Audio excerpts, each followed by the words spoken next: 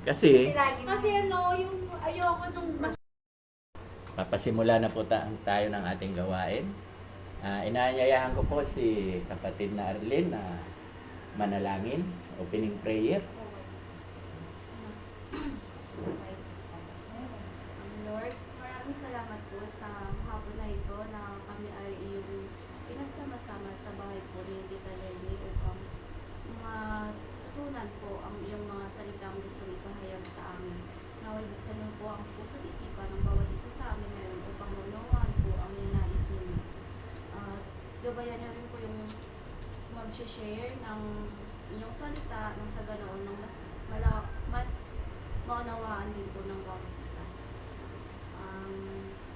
At ganoon din po sa bawat isa na sana ay maunawaan din po kung sino man po yung gustong kung sino man po yung magsasalita sa hapon nito. Sa ngalan ng Ama, Jesus na aming pinagdalangin. Amen. Amen. Ano, Ate Lisa, may handa ka ng kakantayan? Ngayon? May ready na? I-post ko muna. Ngayon naman po, bago po dalhin kay Ate Ana para sa Word of God, makakarinig po tayo ng tanging awit na walang iba kundi si Ate Lisa. Okay, Ate Lisa?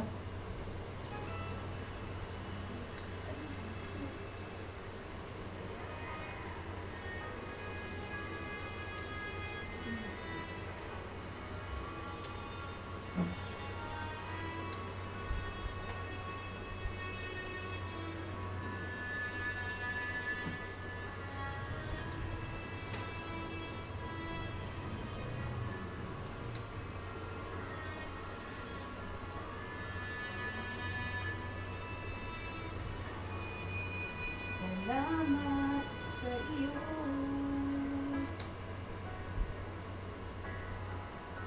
aking Panginoong Jesus.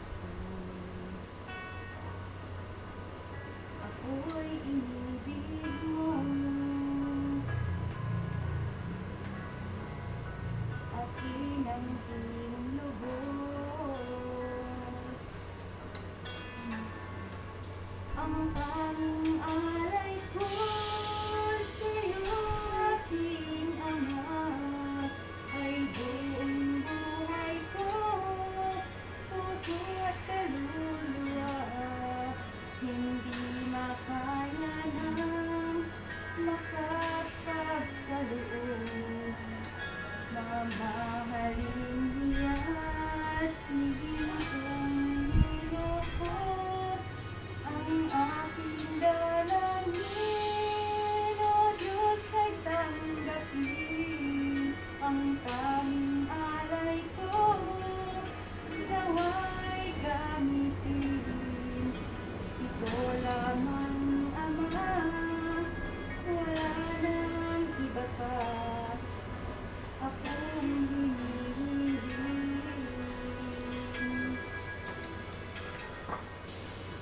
Ko akalain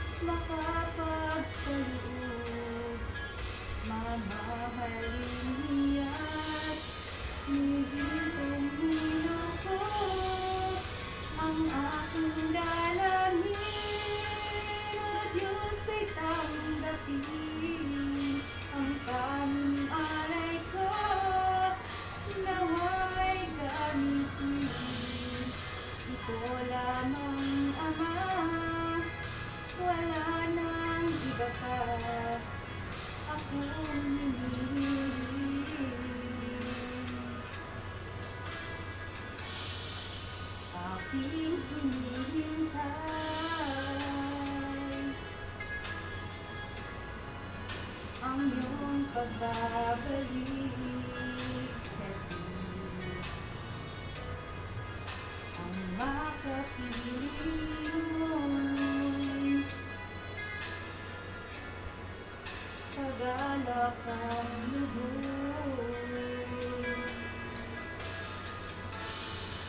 Ang tanging alay ko sa'yo, aking Ama, ay buong buhay ko, puso at kaluluwa. Hindi makaya na makapagkaloob. Mga mahaling hiyas, higing kong niluko. Ang aking dalangin, o Diyos, ay tanggapin. Ang tanging alay ko, nawa'y gamitin. Ito lamang, Ama, wala nang iba pa. Akong hinihiling. Ito lamang, Ama, wala nang iba pa. Akong hinihiling. Very good. Tama? Iyan pala ay sa Juan. Pag ako na ang speaker, sa linggo hindi ko alam baka may kukunin din si Ate Luz. At nakalimutan kong pasalamatan si Ate Luz. Ay, Diba? Basta- Nagkakawin ka ng linggo. opo, basta kay Lord. Yes, thank you. So, salamat. Masaya ako. Para sa inyo. Hindi. Para kay Lord lahat yan. Masaya ako Para pag sa ganyan. lahat. Okay, so ngayon naman po ay handa po natin ang ating mga sarili sa pakikinig ng salita ng Diyos na walang iba. Ang isang professional na si Ate Ana. Naiyak. Iyak pa si Ate. Naiyak. Okay. At marami ng kasunod, dalawa pa. Oh. Topic po natin. Pastor, yung ano po to, mabuti at masamang puso. Okay. Ang topic, Apo. mabuti at At masama. masamang puso. Okay. Ang teksto. Ano ba tayo doon? Ano ba ang Mabuti. teksto? Ang teksto natin ay yung sa Mateo 22:37. Okay. Mateo 32, Sa kanya, ibigin mo ang Panginoon 22:37. Diyos Okay. ng buong puso mo at buong Amen. kaluluwa mo at ng buong pag-iisip. Good. Yan pa naman ang topic ko. Ba't nung sa susunod yan, yan ang continuous. Okay, sige. Po, ito po. Ang pag-aaral po natin ngayon ay patungkol po ito sa ating puso. Para saan at ano po ang gamit ng puso natin ayon sa Biblia. Sa ating physically po, syempre, naalagaan natin, pinapa-check out. Baka may heart attack. Pero may mga ilan na hindi pinapansin o kailangang makaramdam pa bago magpatingin sa doktor o dapat inaalagaan natin ito at ingatan. So sa ating spiritual na puso, bilang mga mananampalataya o bilang mga Kristiyano, huwag nating pabayaan, bagkus patuloy natin itong ingatan. Patuloy natin itong inaalagaan ng ating puso. Kaya nga po sa ating pag-aaral, tungkol po sa puso, sariwain at mas alamin natin ang purpose at gamit ng ating puso ayon sa Biblia para hindi natin maisantabi at mabaliwala o hindi natin mabigyan ng tamang pagpapahalaga, ng tamang paggamit kapag nalaman po ang gamit ng iyong puso ay naway mas mapahalaga natin ito. Gamitin po natin ito ng kung alin po talaga yung purpose kung bakit ibinigay sa atin ito. Gamitin ayon sa mismong pagtuturo sa atin ng Panginoong Hesus. Ano ba ang tinuturo ng Panginoon para sa atin? Gamitin po natin ito, mga puso, at gamitin din natin sa pagsunod sa utos ng ating Diyos. Sabi nga po sa Mateo 20:37, at sinabi sa kanya, ibigin mo ang Panginoon mong Diyos ng buong puso mo at ng buong kaluluwa mo at ng buong pag-iisip mo. Ibig po sabihin, pinapakita nito sa atin po na ang ating puso ay ginagamit natin sa pag-ibig natin sa Diyos. Buong puso po ang pag-ibig natin sa Diyos at pagsunod po sa kautusan niya ay ang pag-ibig natin sa ating kapwa. Kaya ipinapakita sa atin, tayo ay binigyan ng puso ay para gamitin natin sa pag-ibig natin sa Diyos. Kaya nga po, dapat yung pag-ibig natin, nararamdaman natin. Yung sinasabi natin na mahal natin ang Diyos, mahal natin ang ating kapwa, yung mga pagkilos natin, bumubukal mula sa ating mga puso. Hindi pag-aalinlangan, walang pag-aalinlangan po. Pero paalala po, bago natin sundin kung ano ang nasa puso natin, ay mahalaga pong makilala mo at masusuri mo kung ano ang kalagayan ng puso mo. Ano bang klase ng puso meron tayo ngayon? Dapat nalalaman natin at na-check natin kung anong klaseng puso meron tayo. Yan ay sa pamamagitan ng tulong at paggamit ng Biblia. Sabi po sa Lucas 6:45, ang mabuting tao mula sa mabuting kayamanan ng kanyang puso ay nagbubunga ng kabutihan, at ang masamang tao mula sa masamang kayamanan ay nagbubunga ng kasamaan, sapagkat mula sa kasaganaan ng puso ay nagsasalita ang kanyang bibig. Ang ibig sabihin po nito, para na rin pong sinasabi sa atin dito na ang ating puso, ang ating kalooban, na anuman ang nilalaman ng ating puso ngayon ay ito ang nagiging pananaw natin or ito yung nagiging pagkilos natin at maging nasasabi sa ating mga bibig. Yung lumalabas sa ating bibig kung ano yung laman ng ating puso. Mula sa ating kalooban ay nagbubunga sa ating panlabas na pagkilos at pati pananalita. Ito po yung nanggagaling lahat sa nilalaman ng ating puso. Yung ating nanggagaling sa ating puso, yung pananalita natin, yung lumalabas sa ating bibig. Kaya po, paalala, suriin natin ang ating puso. Suriin, ibig sabihin, i-check or i-analyze. Siyasatin o maging mabuti sa pamamagitan o sa tulong ng salita ng Diyos, at dahil sa pagsusuri mo, nawa mas makilala mo ang mga salita ng Diyos. Mas malaman mo, mas malinaw sa iyo sa tulong ng salita ng Diyos yung purpose ng puso mo. Kung isa sa puso natin ang Word of God, halimbawa, kung ang turing natin sa salita ng Diyos ay kayamanan, kasi alam natin na ang salita ng Diyos ay mabuti. Sabi po, yun nga po, ang sabi sa Lucas 6:45, ang mabuting tao mula sa mabuting kayamanan ng kanyang puso ay nagbubunga ng kabutihan. Kung nasa ating puso ang salita ng Diyos, nagbubunga or nagkakaroon tayo ng mabuting epekto sa atin. Ano nga ba yung mga mabuting epekto? Ito po yung kagalakan, kapayapaan, kakontentuhan, pag-ibig, pagpapatawad, at marami pa pong mabubuting bunga.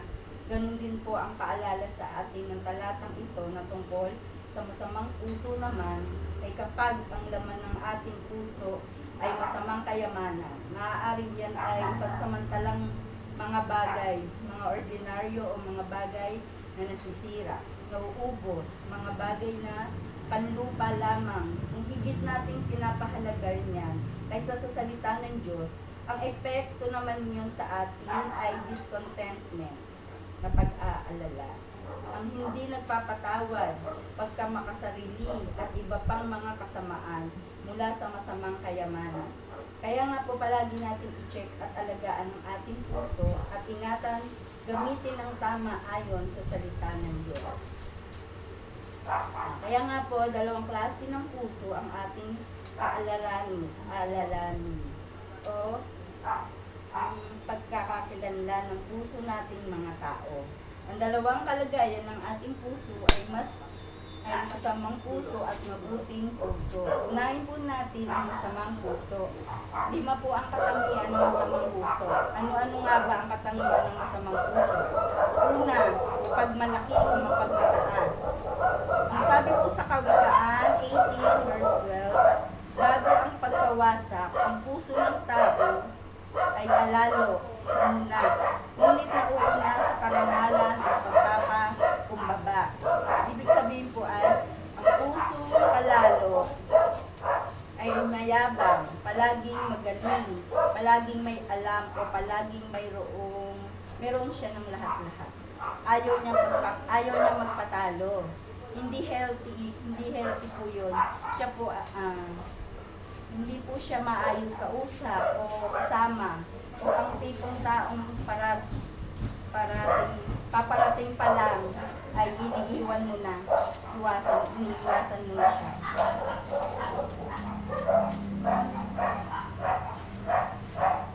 Ito po yung pangalawang masama ang katangian ng masamang puso.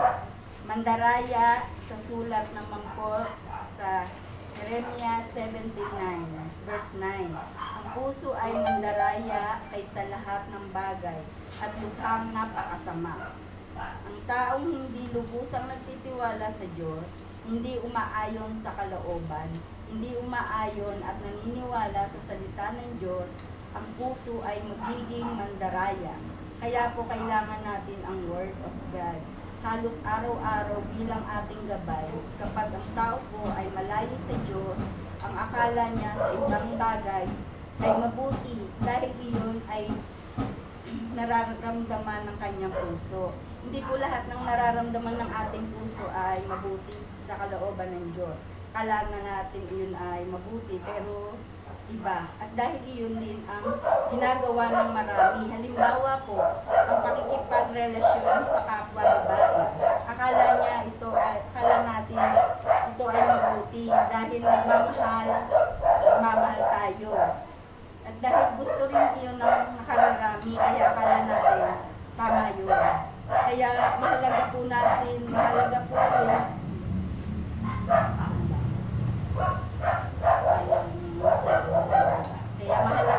natin laging suriin ang ating puso. Hindi po porkit nagmamahal tayo ay tama na po yun. Depende rin po sa pagmamahal. Sa klase ng pagmamahal natin.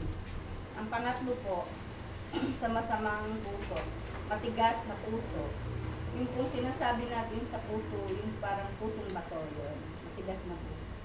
Sabi po sa Efeso 4 verse 18, nagdilim ang kanilang mga pangunawa, palibhasay na hiwalay sa buhay ng Diyos dahil sa kanilang kamangmangan, dahil sa katigasan ng kanilang mga puso. Sabihin po, ang taong mapagmatigas ay nagtataglay pala ng masamang puso. Yung mapagmatigas, masamang puso yun. Pusong matigas, sariling kagustuhan lang ang nais masunod. Gusto lang mabuhay na kung ano lang ang gusto at hindi ayon sa utos ng Diyos. Hindi ayon sa kalooban ng Diyos yan. Yan po ang pangatlo. Pusong matigas, hiniwalay sa buhay ng Diyos. Aalisin ang Diyos sa puso mo. Para kung nagawa ang gusto mo, yan po ang kamangmangan dahil sa katigasan ng puso.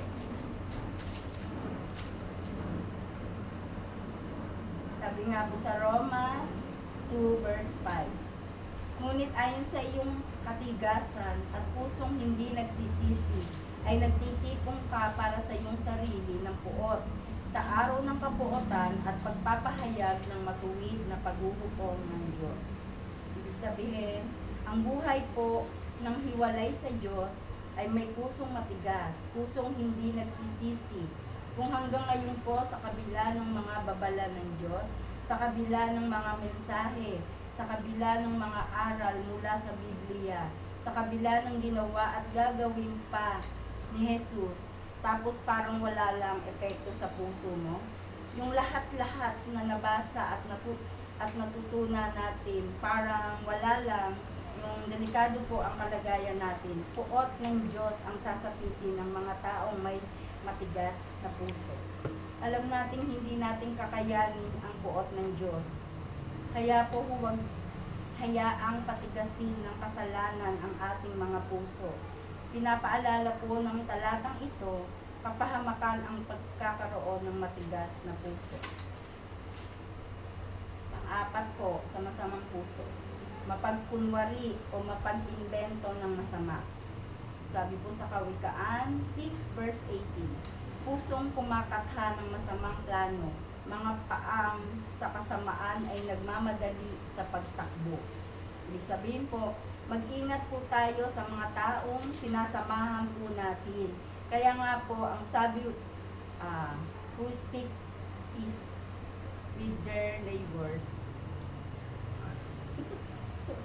while evil is in their hearts. Kapayapaan ang sinasabi sa kapwa, pero ang nasa puso ay masamang pakana naman, yung mapagkunwari siya. At ang panglima, walang pananampalataya.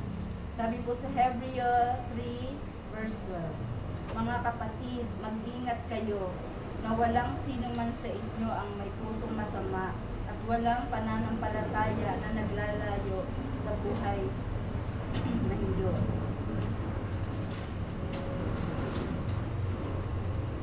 Ang taglay ng taong walang pananampalataya ay naituturing po na masama ayon sa Biblia. Ang pinakamasamang kasalanan ay ang pagpatay, pangmumolestya. Yan ang pinakamasamang puso ng tao. Pero hindi po lahat ng masama ay pumapatay. Kahit hindi po tayo pumapatay at hindi tayo nangmumolestya ng ating kapwa ay hindi na masama. Masama rin ang hindi nananampalataya at hindi tumatanggap ng mga salita ng Diyos. Napakasama po ng isang taong walang pananampalataya at kasalanang nagpapatigas sa puso ng isang tao, ang walang paniniwala at walang pananampalataya. Dito naman po tayo sa katangian naman po ng mabuting puso. Una po, may tiwala sa Diyos.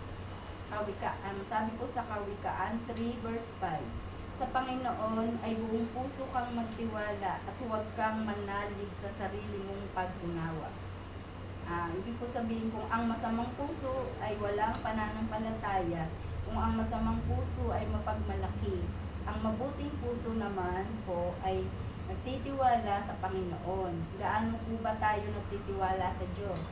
Halimbawa po, ang character po sa Biblia, familiar po tayo di ba po sa kwento, sa kasaysayan, sa pangyayari, yung kay Sarah, yung asawa ni Abraham. At yung kwento naman ni Maria, yung asawa ni Jose, na naging magulang sa laman ng ating Panginoong Jesus. Panginoong Jesus, ano yung pagkakapareho nila? Pareho silang sinabihan ng Diyos na magkakaroon sila ng anak. Imposible kay Sarah. Kay Sarah yun dahil sa edad niya. At imposible rin kay Maria dahil wala po siyang asawa.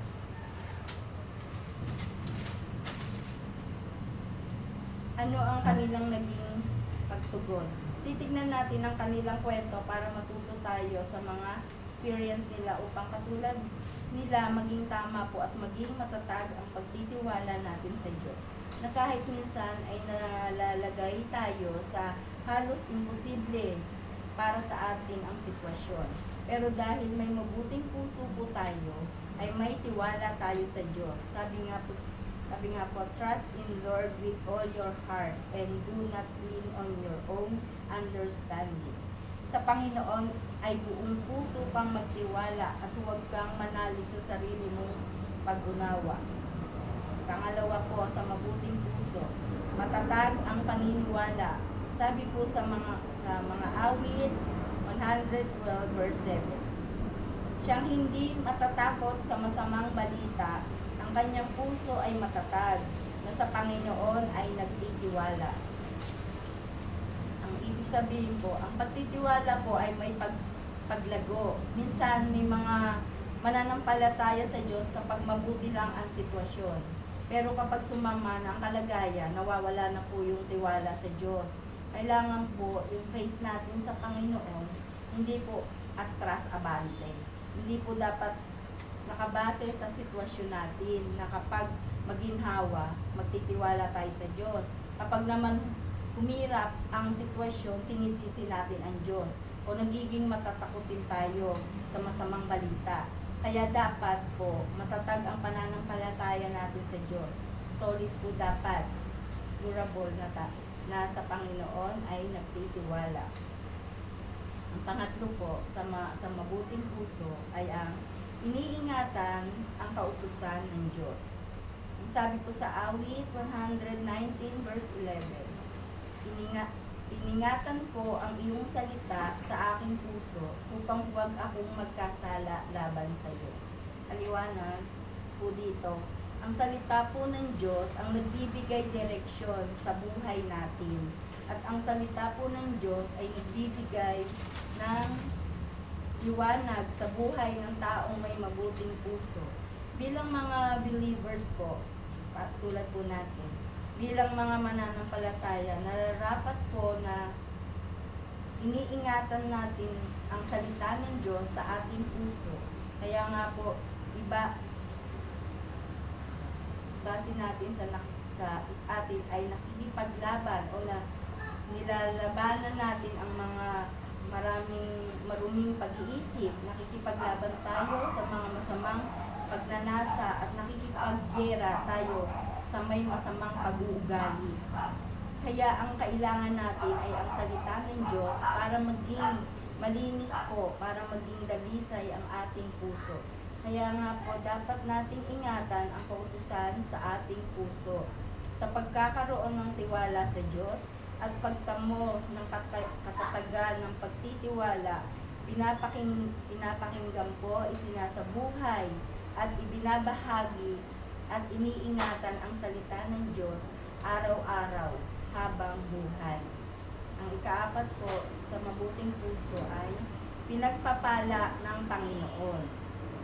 Sabi po sa awit 24 verse 4 and 5, Siya ay may malinis na kamay at may pusong dalisay na hindi nagtataas ng kanyang kaluluwa sa hindi totoo at hindi sumusumpa na may panlilinlang.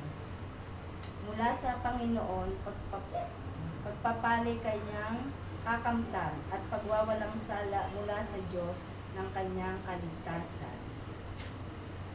Ang ibig sabihin po noon ay, ang sabi po ay may pusong dalisay ay pinagpapala ng Panginoon. Panginoon Diyos po ang magbibigay kung kailan, kung kanino at kung papaano. Pero ang aasahan po natin dito ay ang tao kung may mabuting puso ay magiging maayos ang buhay. Magiging maayos ang relasyon sa kapwa. At posible po yung patuloy na pagdaloy ng biyaya ng Diyos at ng ayon sa pangangailangan. At kung sakali man hindi natin matanggap ang pagpapala ng Panginoon sa buhay natin, ay magpapatuloy pa rin tayo dahil sa tunay na pagpapalang ibibigay sa atin ng Diyos sa takdang panahon. Ang pagliligtas sa atin ng Diyos ay tunay at dakilang biyaya na matatanggap natin. Ang blessing po at salvation, ito ay hindi natin kaya pagtrabahuhan. Pero ito ay ibibigay sa atin ng Diyos ng libre. Para sa atin, kahit hindi pa nga tayo karapat-dapat. Yun po yung tunay na pagpapala. At matatanggap yun ng taong may mabuting puso. Ang 5 katangian ng mabuting puso ay ang pusong nagmula sa Diyos o pusong maka-Diyos. Last na po. Maging posible po ang pagiging mabuti ng ating puso kung ito po ay ihingin natin sa Diyos. Ang sabi po sa awit 51 verse 10, Isang pusong tapat sa aking likhain, bigyan mo o Diyos ng bagong damdamin. Ang sabi po dito, sa simula pa lang naman ng paglikha sa pagkagawa sa atin, ginawa tayo ng Diyos na mabuti. Kaya lang, sa paglalakbay natin sa buhay na ito, nahulog tayo, nadadaya tayo ng mga kasalanan. Kung magkasala, huwag po tayong manatili. Huwag po tayong magpatuloy sa pagkakaroon ng masamang puso. Maliban po sa maraming namimiss na maliban po sa mga mamimiss natin mga blessing or mga biyayang hindi natin matatanggap, mawawala din po ang tunay na pagpapala, yung buhay na walang hanggan. Huwag po tayong magmamalaki sa Diyos. Huwag po tayong padaya sa masamang puso natin. Huwag din po nating pagmamatigasan ang ating mga puso nang dahil po sa kasalanan. Hindi dapat tayong magkunwari. Dapat maging mapagkunwari. Kailangan maging totoo tayo sa ating pagkatao. Ang puso natin ay dapat nananampalataya sa Diyos. Ang salita ng Diyos na ipinaririnig sa atin, na itinuturo o pinaalala sa atin ngayon, ay patuloy nawang magsilbing liwanag, maging gabay natin sa ikatatamo ng malinis at bagong puso na pusong mula sa Diyos. Ang sabi po sa Mateo 5 verse 8, mapapalad ang may malinis na puso sapagkat makikita nila ang Diyos. Ito po ang layuning Kristiyanong namumuhay, pure in heart, upang makapamuhay makapamuhay nating nakikita natin ang Diyos. Ikaroon po tayo ng malinis na puso. Kung makikita natin ang Diyos,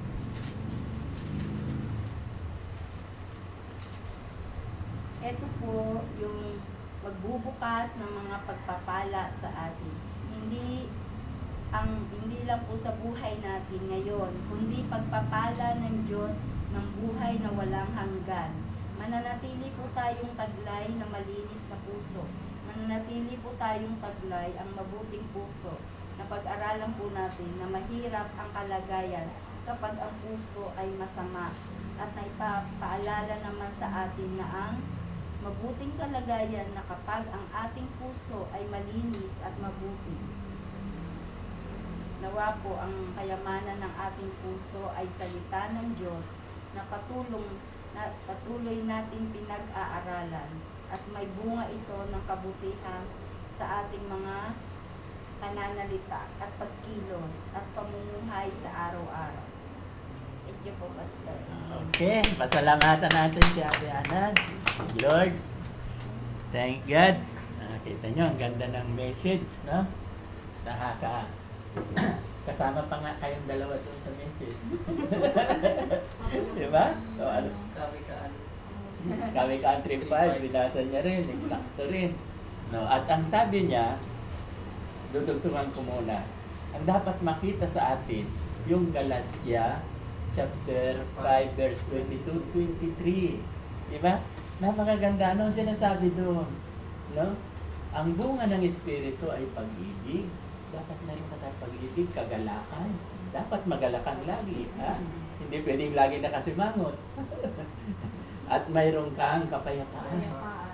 Pag mayroon kang kapayapaan, may peace of mind ka, walang problema.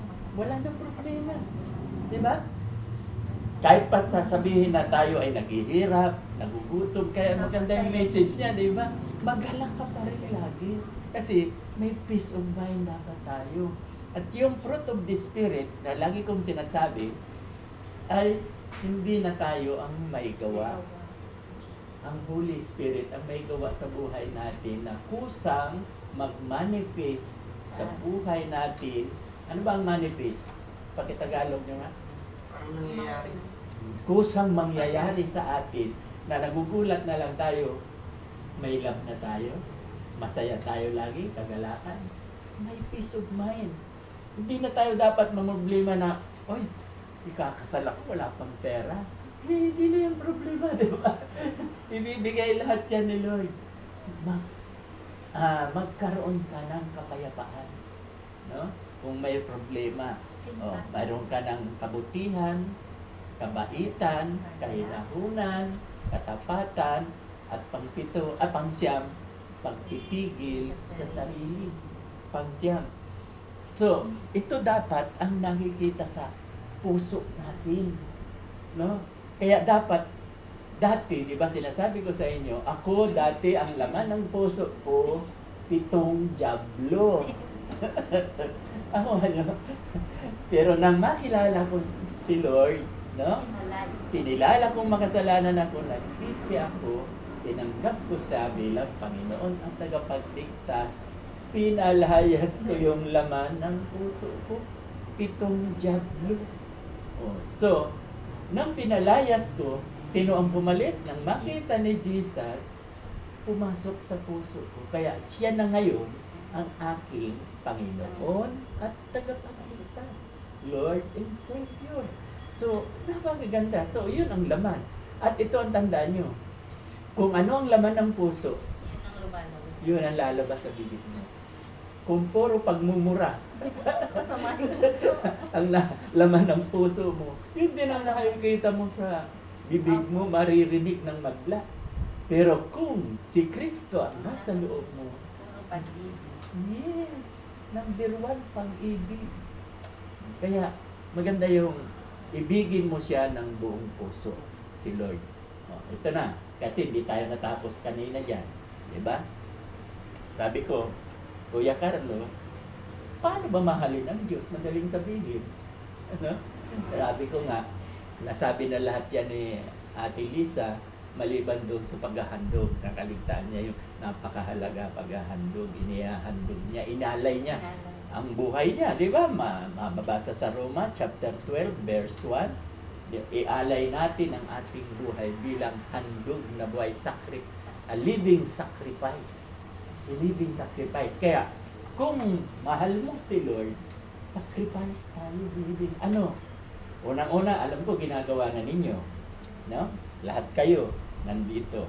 Nagsisimba linggo-linggo. Diba? Yan ang, diyan nyo ipinapakita na mahal nyo si Lord. No? Pangalawa, uma-attend kayo ng Bible study. Thank God. Pangatlo, nagsa-Sunday school kayo. Iyan ang utos ng Diyos. Ibigin mo siya ng buong puso. No? So, iyan ang mga gagawin. Okay. Handa ka na ba? Para lalo kong ituloy. Handa ka na ba sa 10 verses? Sapat na at higit pa. Sige nga, pakinggan ko nga. Hindi pa ako titingin sa inyo, nadidistract ako. Oh, hindi ako. Makikinig lang ako. Nakapikit ako. Oh. Hindi kami titingin. Sige. Makikinig kami. Simulan ka na po. Opo. John 3:16. Sapagkat ganyan na lamang ang pag-ibig ng Diyos sa sangkatauhan, kaya't ibinigay niya ang kanyang kaisa-isang anak upang sa sinumang sumampalataya sa kanya ay hindi mapahama, kundi magkaroon ng buhay ng walang hanggan. Mark 12:30-31. Ibigin mo ang Panginoon mong Diyos ng buong puso mo, ng buong kaluluwa mo, ng buong pag-iisip mo, at ng buong lakas mo. Ito naman ang pangalawa. Ibigin mo ang iyong kapwa, gaya ng pag-ibig mo sa iyong sarili. Wala nang ibang utos na hinihigit pa sa mga ito. John 1:12. Subalit ang lahat ng tumanggap at sumampalataya ay binigyan niya ng karapatan maging mga anak ng Diyos. Mateo 28:18-19-20. Lumapit si Jesus at sinabi sa kanila, ibinigay na lahat sa akin ang kapangyarihan ng langit at lupa, kaya't humayo kayo. Gawin niyong alagad ko ang mga tao sa lahat ng mga bansa. Bautismuhan ninyo sila sa pangalan ng Ama at ng Anak at ng Espiritu Santo. Turuan ninyo silang sumunod sa lahat ng mga inuutos ko. Tandaan niyo, ako lagi kasama niyo hanggang sa katapusan ng panahon. Acts 1:8. Subalit tatanggap kayo ng kapangyarihan pagpabasa inyo ng Espiritu Santo at kayo magiging saksi ko sa Jerusalem, sa buong Judea, sa Samaria hanggang sa dulo ng daigdig. Hebrew 12:2. Ituon natin ang ating paningin kay Jesus. Sa kanya nakasalalay ang ating pananampalataya mula simula hanggang katapusan. Dahil sa kagalakang naghihintay sa kanya, hindi niya inalintana ang kahihiyan ng pagkamatay sa krus at ngayon siya ay nakaupo sa kanan ng trono ng Diyos. Joshua 1:8. Huwag mong kaliligtaan basahin ang aklat ng kautusan. Pagbulay-bulayan mo iyon araw at gabi upang matupad mo ang lahat ng mga nakasaad doon, sa ganoon maging masagana at matagumpay ang iyong pamumuhay. Yan lamang. Wow, very good. Woo! sa wakas, ang tagal kong hinihingi yan. Alam Oh. ko na, nanginig ako. 1 point. 1 taon at 5 buwan na. Ngayon lang ako nakarinig ng diretso. Ayawan ko si Ate Lisa. Sige, pakinggan ko rin Ate Lisa. Nahiya ka? John 3:16. Oh, sige. Ah. Sapagkat gayon na lamang ang pag-ibig ng Diyos sa sangkatauhan, kaya't ibinigay niya ang kanyang kaisa-isang anak upang ang sinumang sumasampalataya sa kanya ay hindi mapahamak kundi magkakaroon ng buhay na walang hanggan. John 1:12. Subalit subalit ang lahat ng tumanggap at sumasampalataya sa kanya ay binigyan niyang karapatan maging anak ng Diyos. Mark 12:30-31. Ibigin mo ang Panginoon mong Diyos ng buong puso mo, buong kaluluwa mo, buong lakas mo at buong pag-iisip mo, at ibigin ang iyong kapwa gaya ng pag-ibig mo sa iyong sarili. Mateo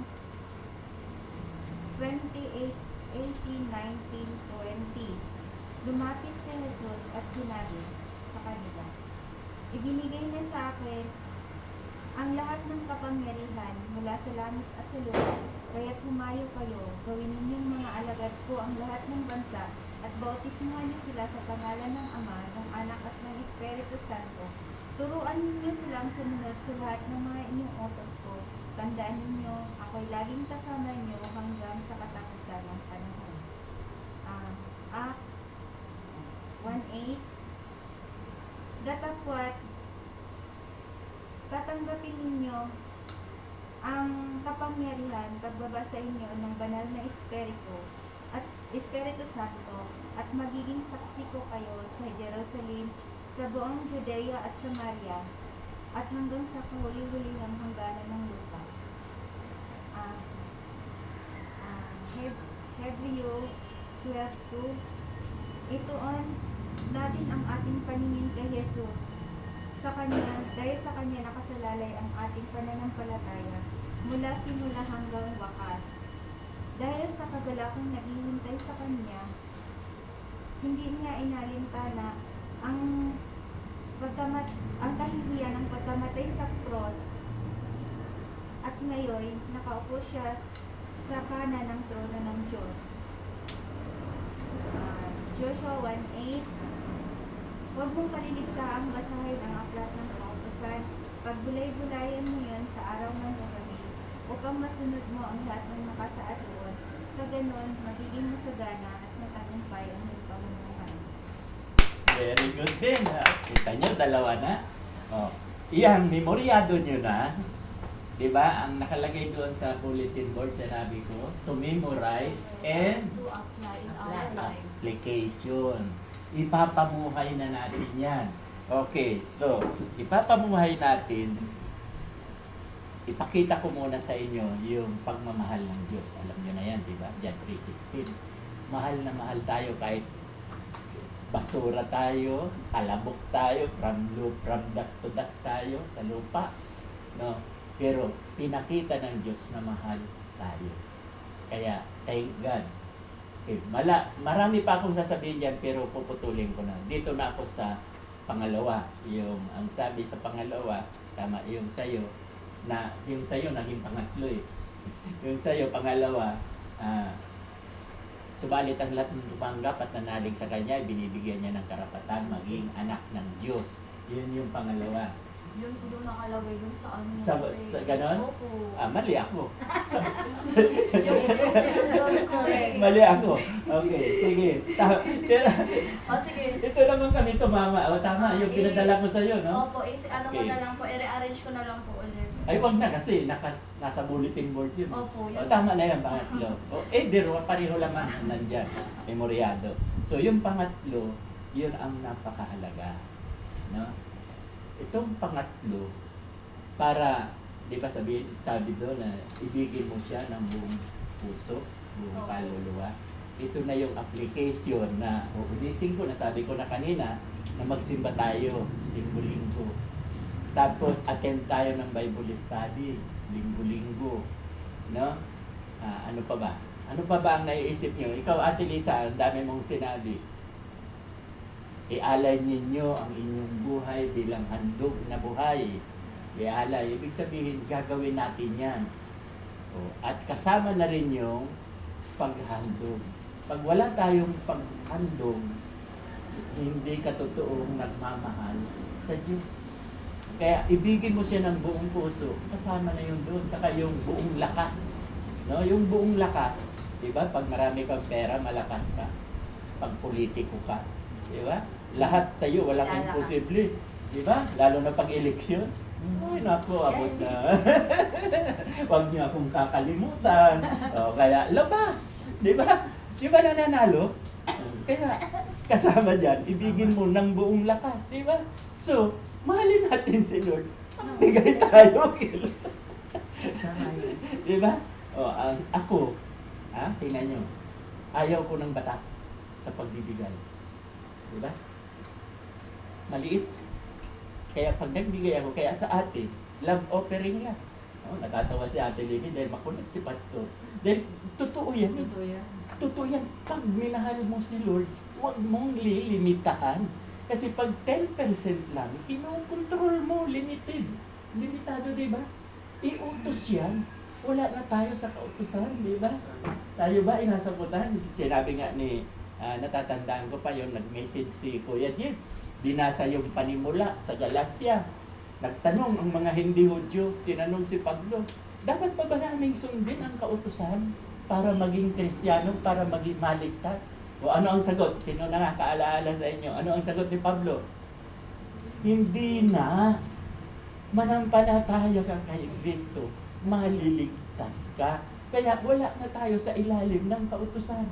Uulitin ko, Galacia 5:18. Kung nasa inyo ang Espiritu ni Kristo, wala ka na sa ilalim ng kautusan. Wala na tayo sa batas. O kaya, dito ko ipinakikita, sasabihin nyo na naman, Pastor, wala na kami makain eh. O kaya, naghihirap na kami. Bibigyan pa namin si Lord. Alam nyo ba, nung magbigay yung dalawa, di ba, Ate Lenny, isang mayaman, bigay siya, pinakalansing pa, para masabing marami siyang binigay. Eh, yung matandang bulubi, binigay niya isang kusing lang, parang ganon. O, tinanong si Jesus, ano ba ang kinalugdan mo? Ano ba ang nagustuhan mo sa dalawang nagbigay? Yung marami o yung Kukunti. isang kusing lang? Nabubuhay niya yun eh. Ha? Yung isang pusing lang po. Yes, bakit niya nagustuhan yon? Kasi yun na yung lahat na meron po. Amen! Amen. Buong kayamanan, binigay niya. Samantalang yung milyonaryo, kung milyonaryo siya, baka binigay 10,000 lang. Maria. Pinakalansing pa. Barya lang. Barya pa. Yun ang kinalugdan. Kaya, walang amount. Love. Kinakailangan yung bukal sa iyong puso. Nakukuha ba? Kaya sabi ko nga, kahit wala kang ibigay, basta nandoon ka sa church, okay lang yun. Pero, dapat wala ka talagang pera. Pero kung may pera ka naman, at pumunta ka ng church, at hindi ka nagbigay, nandoon, doon ka magkakaproblema. Ika nga, di ba? Ang kasabihan ng kuripot. Di ba? May mga kuripot tayo magbigay. Pera ko na to eh. Akin na to eh. Bakit ba ako magbibigay? Tinan mo mga kuripot, ano ba ang sign ng kuripot? Magpaulan ng grasya. Di ba? Magpaulan ng grasya, walang masasahod. Di ba? Sarado eh. Nakatiko mo kami. Pero kung nakabuka ang kamay, pag nagpaulan ng biyaya, di ba? Sahod na sahod. Di ba? Sahod na sahod. Hindi nila alam yan. Kasi hindi sila nag-aaral ng salita ng Diyos. Kaya tingnan nyo, kayo, nalalaman nyo. Dahil nag-aaral tayo. At itong mga sinasabi ko sa inyo, totoo yan. Yan ang napakahalaga. Diyan ka titistingin. Di ba si Abraham nang tinisting? Ano ba ang tinisting sa kanya? Amen. Anak yun. Eh mayaman si Abraham. Kung ikaw si Abraham, ano ang gusto mong ibigay? Kayamanan o anak? Nakaisa-isa. Sa ngayon, mana. Ha? Kayamanan na ibibigay mo, di Hindi ba? yung anak. Dahil kaisa-isa mong anak eh. Di ba? Doon ipinakita ng Abraham yung pagmamahal niya sa Diyos. Sinunod niya na kahit marami. Di ba kung ako si Abraham, Lord, huwag naman itong si Carlo. Kahit isa kong anak si Carlo, papatayin ko. Oh, ito na lang kayamanan ko. Yun na, makukuha ko lang naman yan eh. Yayaman din uli ako eh. O, di ba? Pero hindi nagreklamo si Abraham. Kaya kita mo hanggang ngayon, yung privilege, yung pribileho ni Abraham, pati tayo, karamay, natatanggap natin. Ano-ano yung privilege ni Abraham? Haba ang buhay. Yan, isa yan. Ano pa? Papalain. Pagpapalain. Ano pa? Privilege ni Abraham. Haba ang buhay, pagpapalain. Pararamihin ko ang iyong lahi. Kinakaligtaan niyo. So, yung promise na yan kay Abraham, kasama tayo. Kasi, di ba? If you belong to Christ, you are Abraham's seed. Lahi. Siya na ang ating ama. Oh, so, yung pangako kay Abraham, matatanggap din natin. Pagpapalain ka, pati pera. At magkakaroon ka ng peace of mind. Kaya napakaganda ng nagmamahal sa Diyos. Kaya di ba, ako, di ba, inuulit ko na naman. Sinabi ko lang nung linggo, mahal ko kayong lahat. Kasi yan ang utos ni Lord. Kaya kayo, lahat ng tao, mahalin nyo rin. Lalong-lalo na yung hindi pa mananampalataya. Nakukuha nyo ang point? Pag hindi pa mananampalataya, masayang-masaya sa langit. Nag-aawitan ang mga anghel. O kaya, ako man, tulad nyo, bago kayo, ito, luma na to eh. Joke lang. Joke lang. Masaya ako pag may bago. Nakukuha nyo ba? Kasi kailan lang sila tumanggap. At ang testimony nila, hindi na magtatagal. Tatayo na to sa pulpito. Testimony kayo. Pwedeng sabay kayo mag-testimony kasi sabay kayong nakakilala. Sasabihin niyo doon yung pagbabago ninyo. At mayroon ka nga pala akong katanungan. Ano ba ang gusto nyo? Yung binago kayo o magbago kayo? Yung binago. Bakit? Tama ang sagot. Bakit? Kasi pag ikaw lang mismo yung nagbago, ilang araw lang po yun, 2 to 3 days lang. Pero pag Amen. binago ka, hanggang nabubuhay ka na. Yes. Kasi pag nagbago ka, kaya mong gawin, kaya mong ibalik. Opo. Balik-balik lang. Kung halimbawa ako naninigarilyo, ay hindi na ako naninigarilyo. Pero after 1 week, sigarilyo. O, kaya ko ako eh. Saka ang papuri, kanino? Sa Panginoon Sarili. po. Hindi, Sa'yo. pag ikaw ang nagbago, kanino ang papuri? Sarili. Sa sarili. Pero kung sasabihin natin, binago ako ni Lord, ang papuri kanino? Sa Panginoon. Sa Diyos kasi siya ang nagbago. Kasi may mga nangangaral na ganyan. Hindi ako sang-ayon.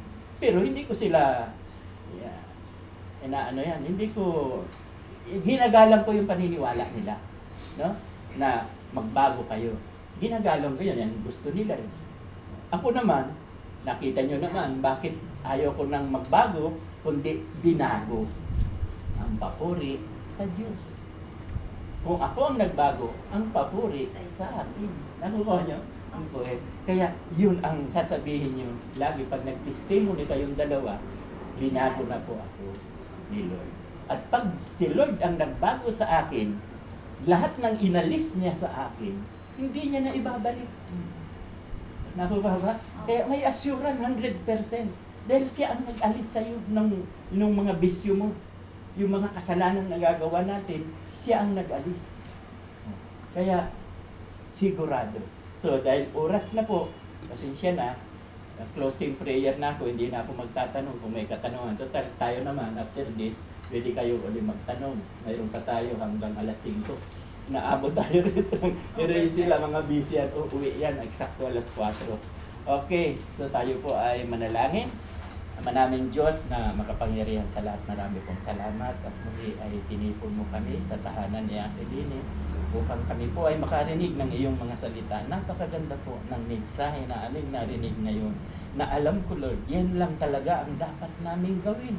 Mahalin ka namin ng buong puso, buong kaluluwa, buong pag-iisip, at buong lakas. Kapag nagawa na namin to, Lord, sapat na at higit pa. Kaya, hindi ko natapos yung Matthew na dapat umayo kami, gawin naming alagad ko ang lahat ng bansa, pero marami pa po kaming panahon. Marami pa kaming panahon. Ipapaliwanag ko sa kanila, ano ba ang gagawin namin?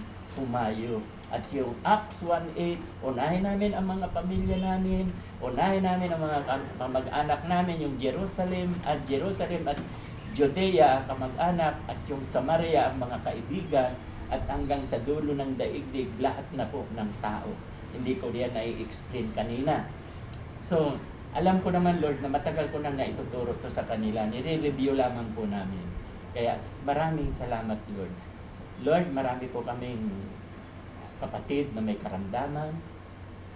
Kayo po ang nakababatid. Kayo po ang nakakaalam kung sino-sino po itong mga may karamdaman. Nananalig po ako, nananampalataya sa inyo, na inyo pong pagagalingin ang lahat ng aming membro sa Kawit Sambahay. Kaya umaasa po ako na kayo po ang magpapagaling. At dalangin ko rin po, marami kaming mga negosyante.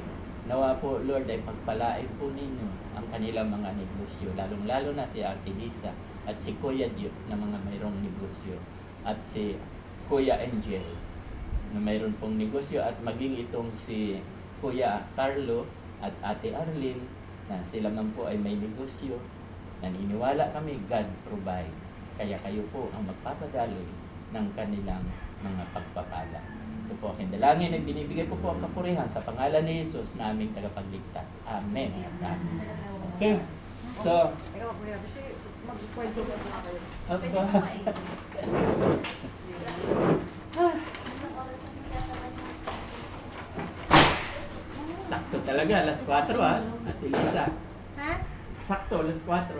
Wala kasing tao doon. Tama lang. Darating yung anak ko. O, kaya lang hindi ka pinapaalis muna. O kaya nga pagdating ng pagkain, hindi ko talaga kinakain. Pinapakain ko sa kanya. Kasi 4 ang dating namin. 4 sa gabi. Sa school. Tapos Ah, walang tao yun. Pinaharangan ko lang yun ng plywood doon. Plywood. Wala pa lang tayo oras. Walang tao doon. Pwede ka magkakaw. Okay, tayo. Joke. Wala. Buti yung parang. At least masaya ako na 2 tao na ang nakaka-memory. Marunong na to. Ayaw lang magsalita. Mahiya siya. Nahiya. Marunong na lahat siya, Pastor. Marunong na rin yun eh. Kailangan po ng prueba eh. Kailangan kong marinig. Ako nga, mahihain ako eh. Kaya lang malakas ang loob ko dahil dito. Makapagmas din. Dahil dito. Dahil hindi ka nakikita. Mahihain talaga ako kung ano, pero dahil sa mas, Ano ito yung nakakatulong sa Hinuhuli na yan. nawawala yung Hinuhuli na yung may hiya mask. ko dahil dito. Hindi Kasi ano, maraming wanted na nakamas. Ganahan, hinuhuli. Dali. Wow! Teka, kumuha ng napkin na. Ang sarap niyan. Ano ba yan? Turon? Ay, turon. Very good. Oo pa sa akin. Ikaw bumate.